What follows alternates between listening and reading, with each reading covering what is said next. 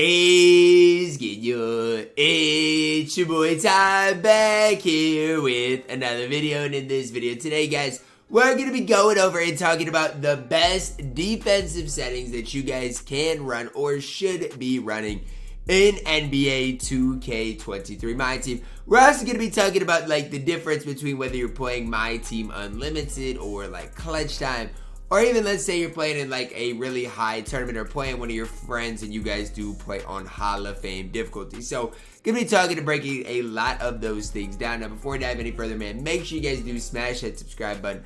I really do appreciate all of the recent support. Now, the nice thing about the game this year is that you can do your defensive settings before the game. Now, I haven't done it, and so it's going to be good for me on my no money spent to set them, and that's what we're going to be going through and doing. Now, a lot of times, like when people got Manu, people got Yao, you know, you might have to do something different. If somebody has Taco, you might have to be doing something different. Same thing with like a Tracy McGrady, Terry, those type of guys, you guys might have to give specific settings to, and we'll be talking about those, okay? So, how do you do it? Well, you go over here into coaching and then you go into coach game plan. Now, everything for me right now is on auto. Again, I have not done anything with this. I just have been doing it in game. So it'll be good for me to do this and not have to worry about this specifically in game. The sad part is I still have to go do offensive settings in game. I still have to do some other things, but at least the defensive settings will be taken care of. So as far as on ball pressure, what I used to do is smother and tight. The smother, tight, go over, catch edge, and stay attached on. Those were my long time defensive settings.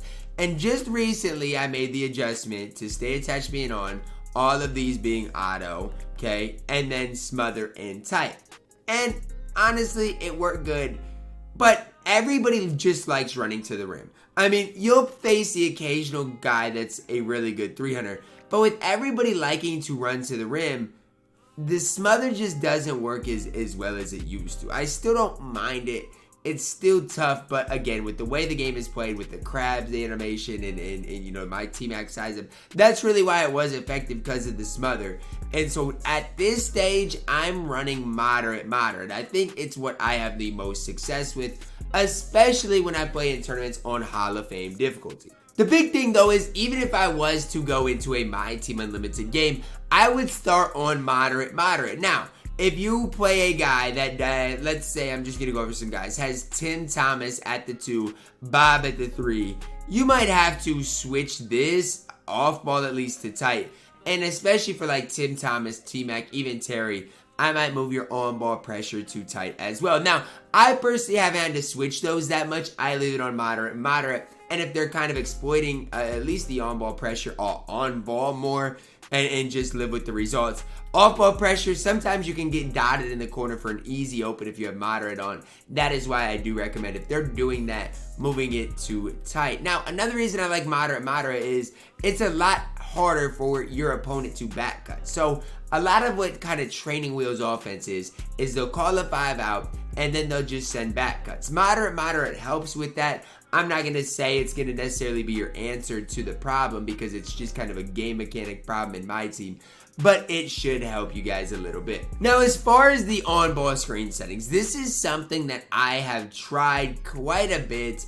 For me right now, I leave everything on automatic and stay attached on. Now, I will say it can be very annoying when I have automatic on and they go under the screen for an easy 3. That it is annoying, but the reason I like automatic so much is because your CPU is going to show the opposition different looks. When my defense shows the opposition different looks and they don't know what to expect, not only am I showing them different looks with my off-ball defense, stuff like that, the on-ball defense is showing them different looks. Sometimes they'll go under the screen, sometimes they'll go over the screen, sometimes I'll step up X switch with the center, which is why you have to stay attached on. There's just so many different looks you can show. Now, I would say you kind of got to be proactive with, if you run automatic, and just kind of be ready to read and react type of defense. The other thing you can do, again, is you can go over, maybe if you want to, you know, hedge, catch hedge, hard edge, whatever you guys want to do. You guys can try different things. The big thing I would say, though, is the average person you're going to run up against isn't really looking to 300. Now, If they have, again, like a Terry, like a T-Mac, like a Tim Thomas, then maybe even a KD, maybe they're looking to 3 on a little bit, but most people aren't like that. And so the biggest thing I would say you guys have to do and get accustomed to is, if you want to, I would say take that next step defensively. And when I say the next step, take the randomness defense, right? You hear Coach Bud talk about random offense, and I know he got fired, whatever. But that's how I play. I'm random offensively. I'm random defensively. Offensively, sometimes I run 5 out. Sometimes I call pick and roll. Sometimes I run to the rim. Sometimes I take leaners. It's random. Defense, to me, has to be the same way, and that's why I run auto on everything. Now, a lot of people, do like weird stuff with the off-ball screen. A lot of people play behind. Like, a lot of people do weird stuff with this. To me, I leave all of this as it is. So all of this is the same. I don't do pre-rotate. Some people have, but I personally don't. The other big thing is that no help has to be on. Now, it's different this year than years past. In years past, the cutter help wasn't a thing. It was basically just 2 of them. I think it was screen help and drive help, and we put those on no help. The biggest one here is the cutter help. If your cutter help is on auto, your corner is going to crash on every back cut there is. A lot of what I do is manual defense. I don't want my guys helping on random stuff, giving up 3s, because that's my main thing defensively. Don't give up 3s, and you will probably win the game. That's why my no help's on. That's why if I do play a guy and I'm giving up a lot of 3s, maybe I'll put this on smother, put this on tight, back to what I used to do, and live with that results. And then maybe I'll go over screens and then hedge it, right? I mean, you just got to be ready to react to what your opposition is doing.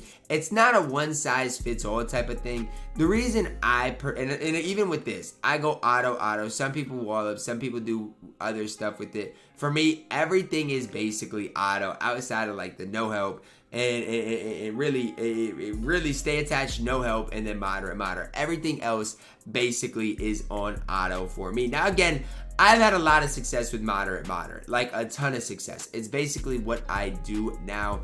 The one thing I will say is, again, you just have to be ready to react, right? If it's not working for you, be ready to change it up. But again, I've had so much success with this, especially if you have height on the court, right? So let's say you have Manute on the court. Let's say you have Taka. Let's say you have Yao. Let's say your 3 is even a guy like Big Z. I think moderate's going to work the best because it kind of shrinks the floor a little bit. It allows your big guys to kind of play the lanes. It's way easier to X switch with moderate as well. So it just allows kind of training wheels on defense as well. Your on ball is on smother, your off ball is on tight. It is a lot harder to make those crisp rotations. It's a lot harder to pinch. It's just a lot harder to play that perfect defense that obviously you are looking for. Defense is never easy, especially with all of these end game type of cards in my team. And it's only going to get harder and harder over the next month when Wemby comes, when all these cards with, KPJ base on very quick. Just be ready to make the adjustments necessary. Obviously, again, it's not going to be easy. The only other thing in game you got to do after all of this is done in game is go into here into coach settings and make sure your adaptive coaching engine is off, as well as late game fouling, because there's nothing more annoying than, let's say, you're down 1 with 24 seconds and you want to get a steal, or at least try for a steal late, and then you don't obviously get that. A lot of people play with team communication.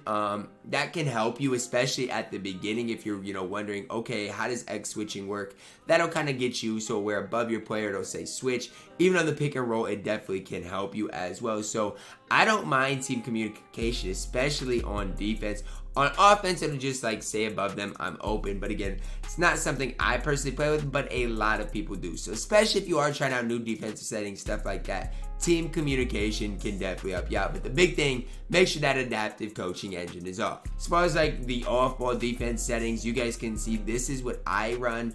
I don't really know too much about it. Like off-ball defense, mine's on absolute. Double team reaction is auto. That's offensively. Help defensive function is double team for me. Again, these are just my personal defensive settings. So scroll through those. Make sure those are what they are. Defensive assist strength. I know last year people made a big deal about it. For me, I don't think it matters. Mine's at 50. At the end of the day, guys, use the defensive settings that you can specifically have fun with. Again, if you want to do it per player, all you got to do is, you guys can see in the top left, the R1 button. that's where you guys can make your changes. So if you click R1, it'll go to the next player. Click R1 again, it might be their shooting guard and Tim Thomas Terry. That's where you can change it for specific players as well as matchups. So just something to kind of think about, as not one size fits all. If you run up against like a guy that can't shoot, obviously your off-ball pressure can be on gaps, stuff like that. So then you can play even more training wheel type of defense. That's gonna wrap it up though for our video today, guys. Let me know your thoughts on the updated defensive settings in NBA 2K23 MyTeam. Drop a like on the video, subscribe if you're new. As always, man, I love you guys and have a blessed day.